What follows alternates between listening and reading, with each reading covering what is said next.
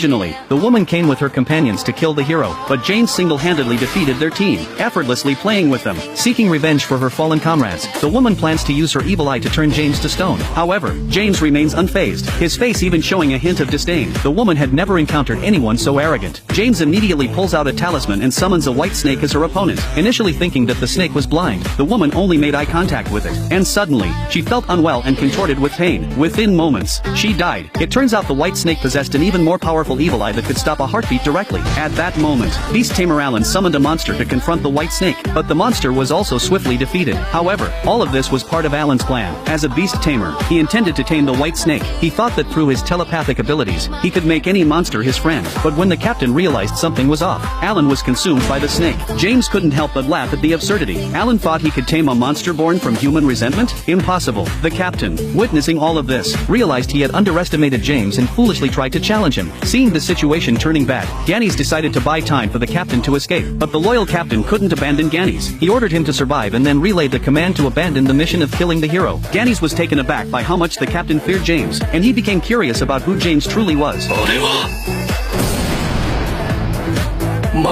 This revelation shocked Ganys. The most crushing part was when James, as the Demon King, declared that the hero would be protected by him. James immediately prepared to kill the two. Ganys, skilled in teleportation magic, had a chance to escape, so the captain resigned himself to death. As James began his attack, the captain used all his magic to defend. However, his protective barrier seemed insignificant in the face of James' power. As the smoke cleared, only a pool of lava remained on the ground, and the barrier had been breached, allowing Ganys to escape, wounded and taken outside the town. Ganys, though in disbelief at James' strength, did not believe he was truly the Demon King. However, as Ganys rested, he suddenly heard movement nearby. It turned out to be just a rabbit. He sighed in relief, but the next moment, he spat blood. Looking down, he saw a deep wound on his chest, and before he could comprehend, he died. It was then that Ganys finally believed that James was indeed the Demon King. James' strength even terrified his familiars. His power was so immense that even his summoned creatures felt it. The scene soon shifted to the school opening ceremony, where James was the student representative. But before he could give his speech, the Dirac Knights burst in, claiming they had orders from the Marquis to arrest Ava, accusing her of killing a demon emissary visiting the academy. Ava was confused and shocked but was immediately detained without any explanation. To save the hero Ava, James, the most powerful Onmyoji, decided to reveal his true power. With no effort, he created chaos in the Imperial City. Using his rat familiar, he found Ava's location and began his dramatic descent, walking down a staircase made of talismans while casually keeping his hands in his pockets. Seeing a suspicious figure, the soldiers surrounded him with archers. However, James, surrounded by black wind,